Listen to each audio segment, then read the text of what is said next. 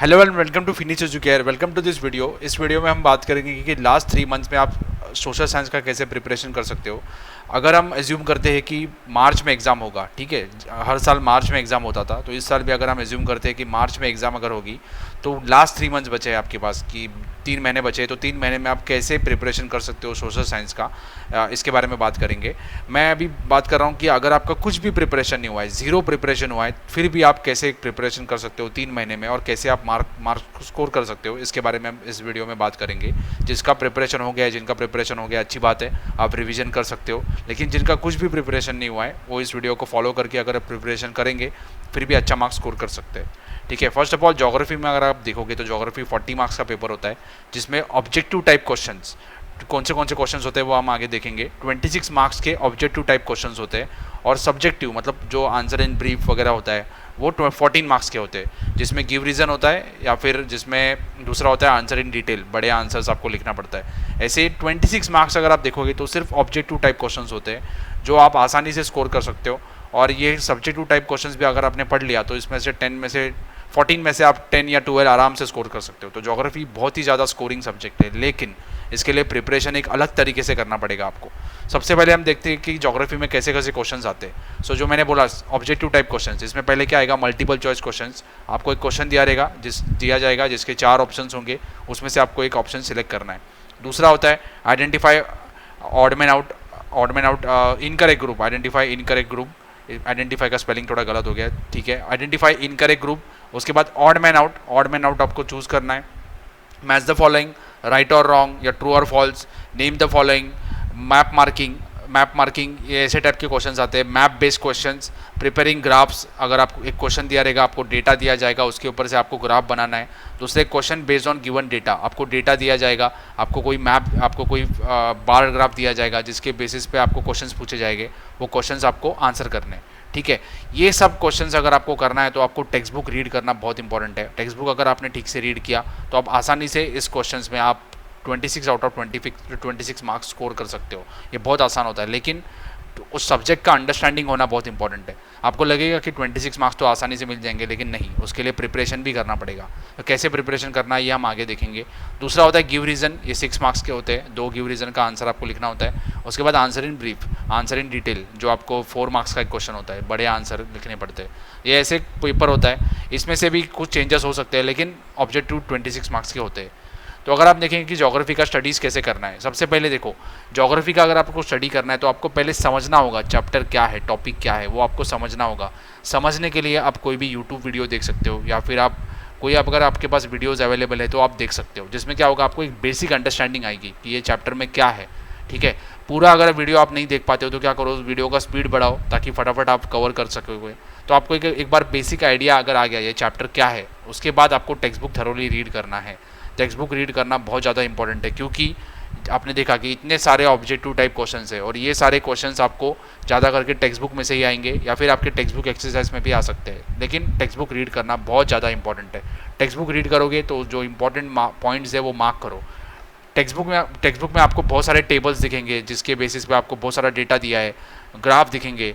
ठीक है, ये सब चीज़ें आपको स्टडी करना है, कुछ भी इग्नोर नहीं करना है। उसके नीचे क्वेश्चंस दिए जाते हैं, मैप के बाजू में क्वेश्चंस दिए जाते हैं, वो क्वेश्चंस आपको स्टडी करना है, वही चीज़ें एग्जाम में आने वाली है। ठीक है, आपको एक मैप दिया जाएगा जिसके बेसिस पे आपको क्वेश्चन पूछे जाएंगे, मैप में से ही आपको आंसर करना है। लेकिन आपने टेक्स्ट बुक अगर रीड नहीं किया तो आपको समझ में नहीं आएगा। तो जब भी टेक्स्ट बुक रीड करोगे तो ऐसे टाइप के क्वेश्चंस को इग्नोर नहीं करना है। टेक्स्ट बुक रीड करना बहुत ज़्यादा इंपॉर्टेंट है। आपका अगर कुछ भी स्टडी नहीं हुआ है, ज़ीरो, तो आप क्या करो, पहले एक वीडियो देखो, यूट्यूब वीडियो देखो, उसमें आप चैप्टर समझ लो। समझने के बाद टेक्स्ट बुक रीड करो, टेक्स्ट बुक में थरोली रीड करो। सिर्फ रीड करना है, उसको बाय हार्ट सब नहीं करना है, सिर्फ रीड करना है। 1-2 बार रीड करो, इंपॉर्टेंट पॉइंट्स अंडरलाइन करो। उसके बाद आंसर्स आपको बाय हार्ट नहीं करना है, समझना है, आंसर समझना है, कंसेप्ट समझना है। कंसेप्ट अगर आपने समझ लिया तो आप लिख सकते हो। देखो, 2 टाइप के बच्चे होते हैं, एक जिनका इंग्लिश अच्छा होता है, इंग्लिश जिसका अच्छा होगा वो समझ के आसानी से एग्ज़ाम में आंसर लिख सकता है। बहुत सारे बच्चों के इंग्लिश अच्छे नहीं होते, इंग्लिश अच्छा नहीं होता है, मतलब वो इंग्लिश में लिख नहीं पाते ठीक से, तो इनके लिए डिफ़िकल्टी होगा। नहीं तो क्या होगा कि अगर आपने कुछ भी पढ़ाई नहीं किया लेकिन आपका इंग्लिश अच्छा है, आप लिख सकते हो अच्छे से, तो आपको एक बार समझ में आया तो आप आपके खुद के ओन वर्ड्स में लिख सकते हो। लेकिन बहुत सारे लोग ऐसे नहीं कर पाते, तो उनको और एफर्ट्स लेना पड़ेगा, उनको कुछ पॉइंट्स बाय हार्ट भी करना पड़ सकता है। लेकिन बाय हार्ट करना ज़्यादा से ज़्यादा बाय हार्ट मत करो, समझ लो टॉपिक को। उसके बाद मैप बेस्ड क्वेश्चंस, दो टाइप के क्वेश्चंस होते हैं, एक तो आपको मैप दिया जाता है जिसके बेसिस पे आपको क्वेश्चंस पूछे जाते हैं, जो मैप में उसका आंसर होता है, वैसे होते हैं, ये 4 मार्क्स का आता है। या फिर आपको कुछ जगह दिया जाता है, वो आपको ब्लैंक मैप में मार्क करना है। ऐसे दो टाइप के क्वेश्चंस होते हैं। ये कम से कम 8 to 10 मार्क्स के ऐसे क्वेश्चंस होते हैं। ये भी बहुत ज़्यादा वेटेज हो गया कि 40 मार्क्स में से कम 8 से 10 मार्क्स तो आपको सीधा मैप बेस्ड क्वेश्चंस आ रहे हैं। तो मैप थरली कर लो। ये कैसे करना है, देखो मैप में सब कुछ नहीं करना है आपको। मैं सबके लिंक आपको डिस्क्रिप्शन में दे दूंगा। तो आपको पहले क्या करना है, देखो सबसे पहले बोर्ड ने सैम्पल पेपर रिलीज़ किया था 1-2 साल पहले।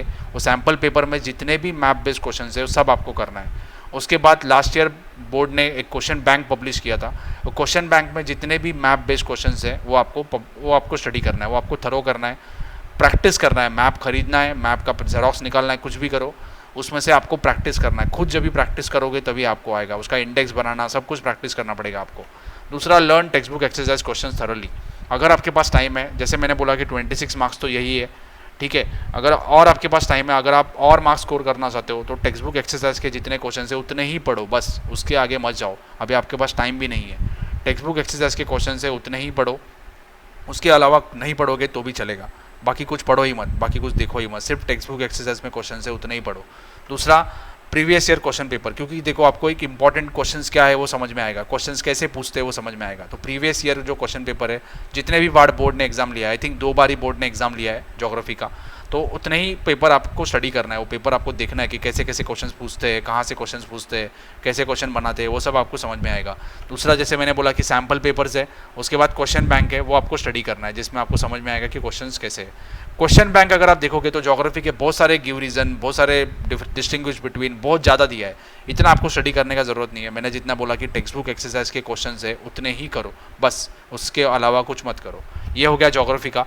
ज्योग्राफी का ज़्यादा से ज़्यादा ध्यान रखो कि ये जो 26 मार्क्स है इसमें से आपका एक भी मार्क नहीं जाना चाहिए, 26 आउट ऑफ 26 होना चाहिए, ठीक है। इसके लिए आपको पहला समझना पड़ेगा टॉपिक को, कंसेप्ट समझना पड़ेगा, उसके बाद ही ये 26 मार्क्स आप स्कोर कर सकते हो, ठीक है। एग्जाम में कॉपी करके तो कर नहीं सकते, क्योंकि बोर्ड में एक स्ट्रिक्ट होता है, और कॉपी करो ही मत, क्योंकि ईजी है स्कोर करना।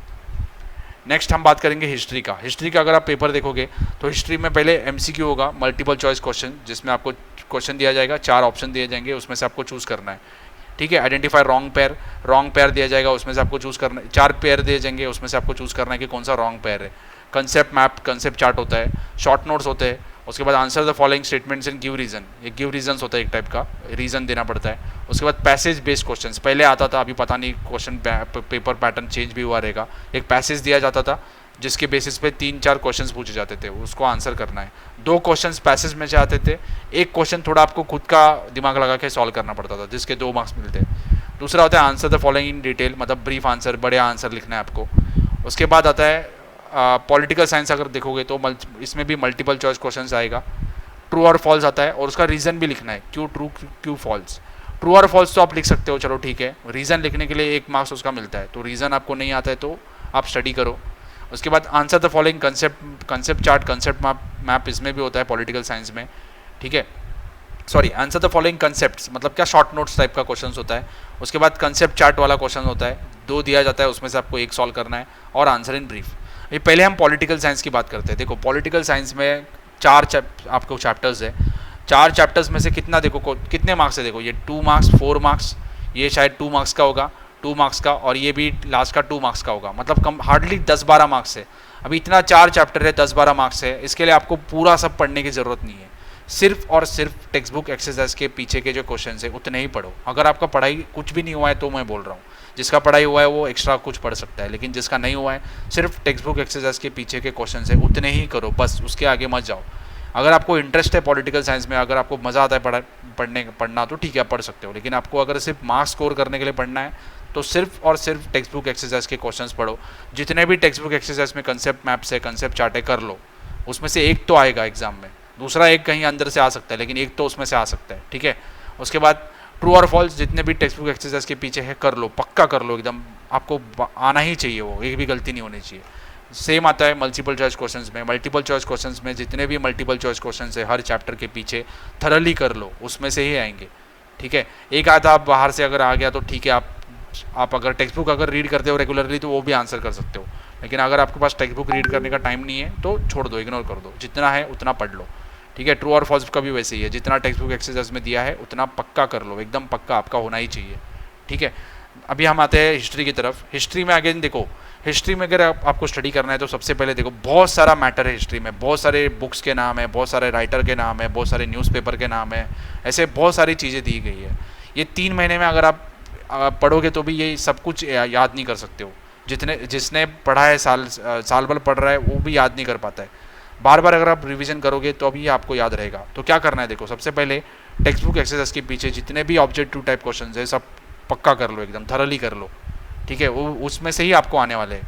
अगर 4 MCQ आते हैं, 4 में से 3 या 2 टेक्स्ट बुक एक्सरसाइज वाले ही आएंगे, बाकी 2 टेक्स्ट बुक के अंदर से कहीं से आ सकते हैं। तो इसके लिए क्या करना है, आपको टेक्स्ट बुक रेगुलरली रीड करना है।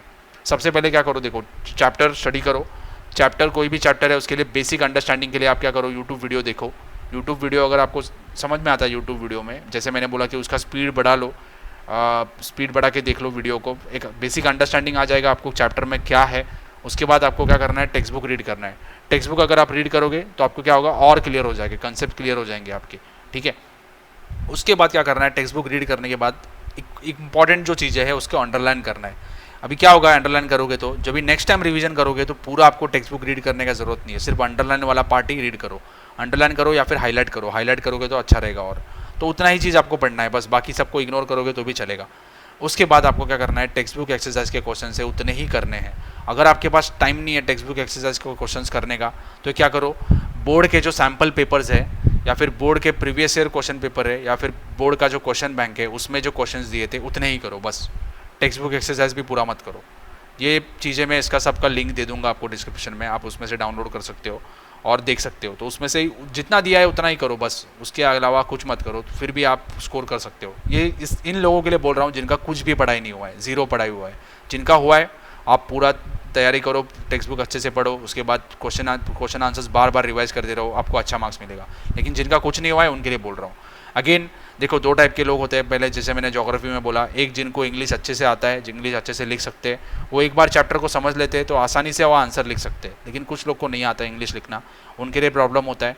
तो उनको क्या करना पड़ेगा, थोड़ा सा याद करना पड़ेगा, बायहार्ट करना पड़ेगा या फिर उसको बार बार रीड करना पड़ेगा। लेकिन बायहार्ट बिना देखे बिना समझे मत करो, पहले समझ लो चैप्टर्स को, नहीं तो क्या होगा, बायहार्ट करोगे आप भूल जाओगे। थोड़ा अगर आपको समझ में आता है तो क्या करोगे, आप कुछ ना कुछ लिख सकते हो एग्जाम में।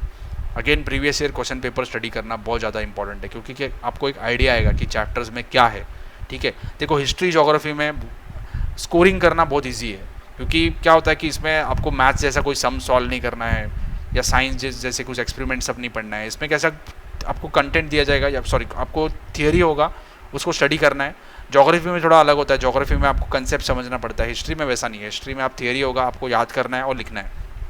तो जितना जितना टाइम है आपके पास उतना कम से कम और स्मार्ट वे से स्टडी करो। जैसे मैंने बोला कि टेक्स्ट बुक एक्सरसाइज पढ़ना है उतना ही पढ़ना है। टेक्स्ट बुक एक्सरसाइज पढ़ने का टाइम नहीं है आपको हिस्ट्री में, तो क्या करो, सैम्पल पेपर्स में जितने क्वेश्चंस है, क्वेश्चन बैंक में है या फिर सैम्पल पेपर में है, उतने ही करो। और ज़्यादा से ज़्यादा क्वेश्चन पेपर सॉल्व करो। सॉल्व करोगे तो क्या होगा, आपको समझ में आएगा कि आप स्पीड कितनी है आपकी, पेपर कंप्लीट होता है कि नहीं, ये आपको समझ में आ सकता है। I hope this video will be helpful to you. Thank you for watching.